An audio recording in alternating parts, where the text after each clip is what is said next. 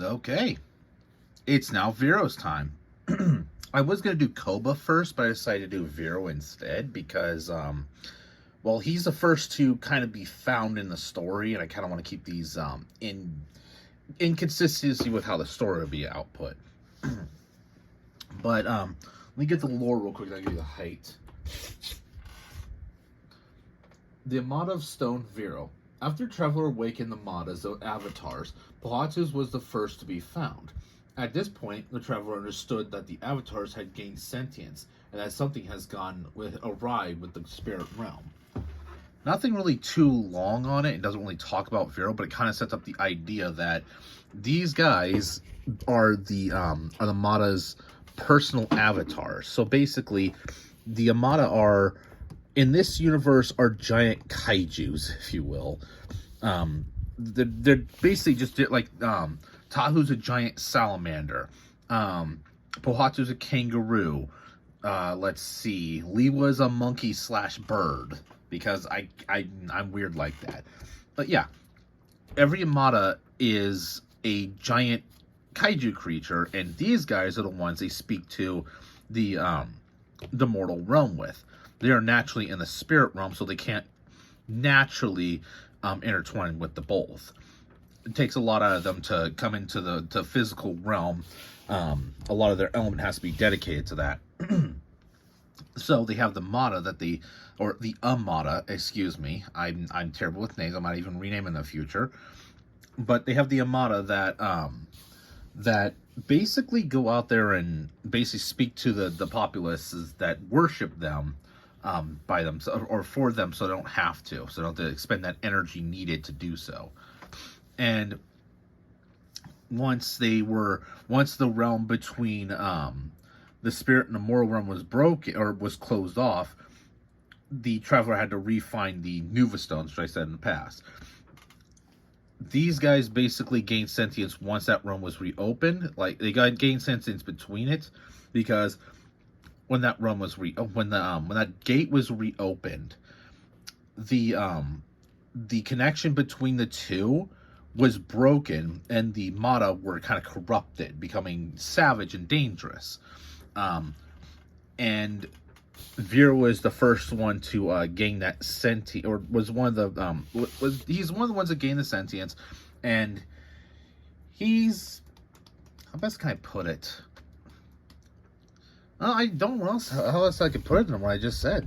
I'm kind of a little bit rambly right now. I don't rehearse this stuff ahead of time, so there you go. But yeah, I'm going into details. That is something I don't want to do right now. So let's get the height comparison real quick, or the height measurements. I'm gonna stand like this. This whole crimson right here is a good is a story thing I don't want to go into right now.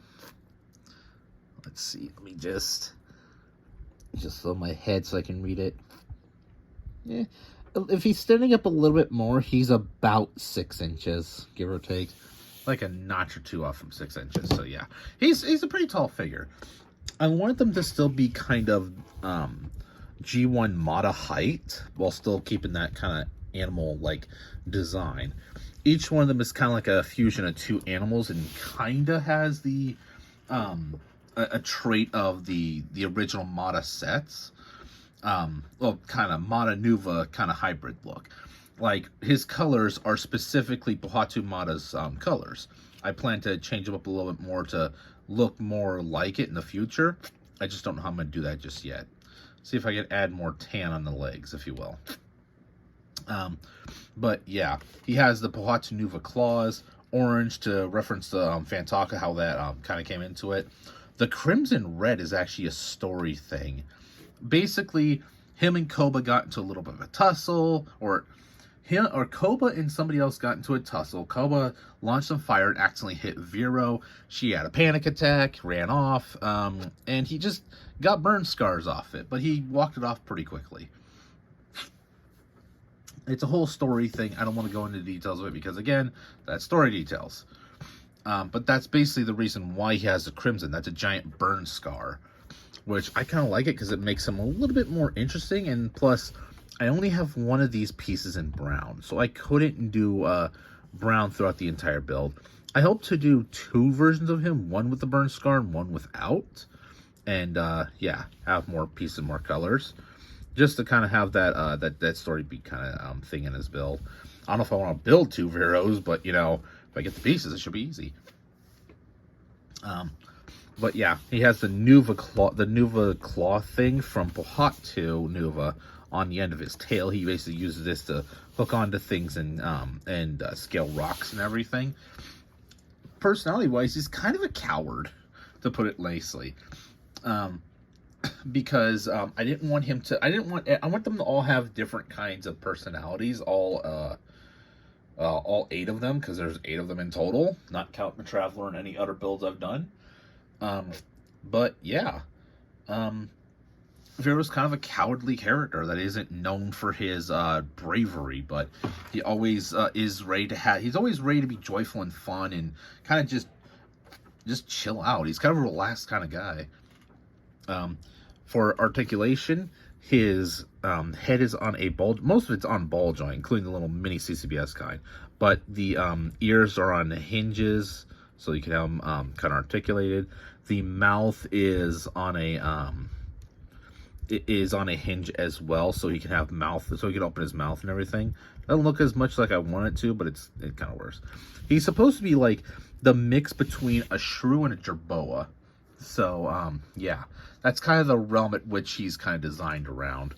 I just like jerboas and how they look, and I thought it would be perfect for Viro when I was redesigning him. And he's kind of hunched back over because I kind of find that a little bit more.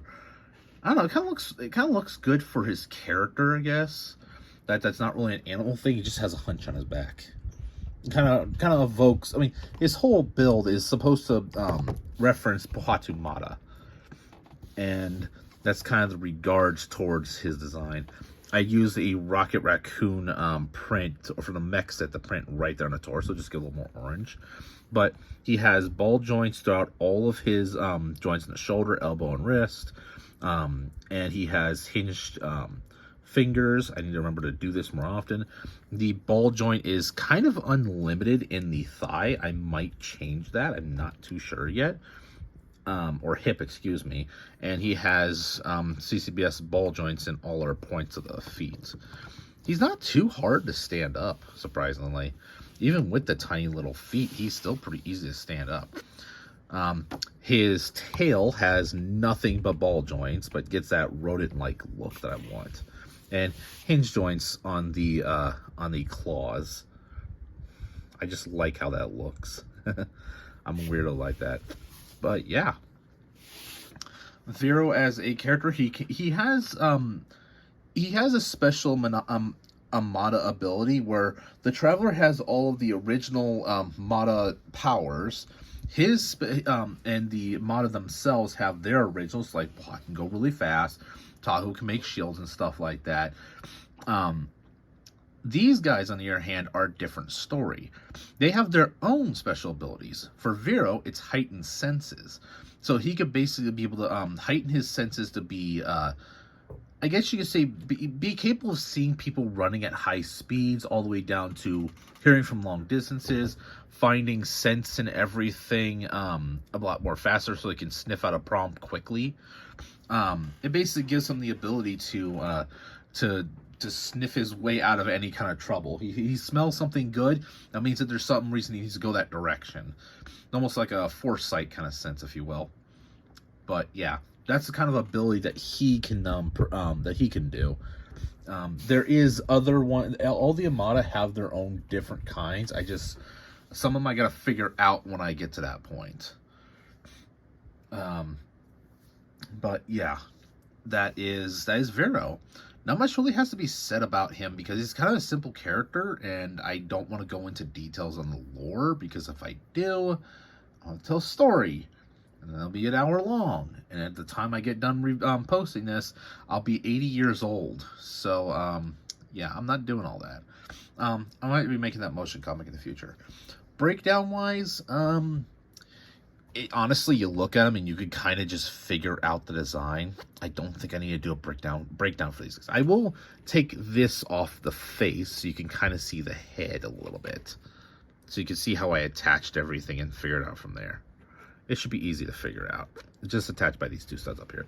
The head is like the hardest part to figure out. The rest is pretty self-explanatory if I give you enough angle look. But yeah, that's Viro. I hope you enjoyed the video, and I will hope to see you again next time.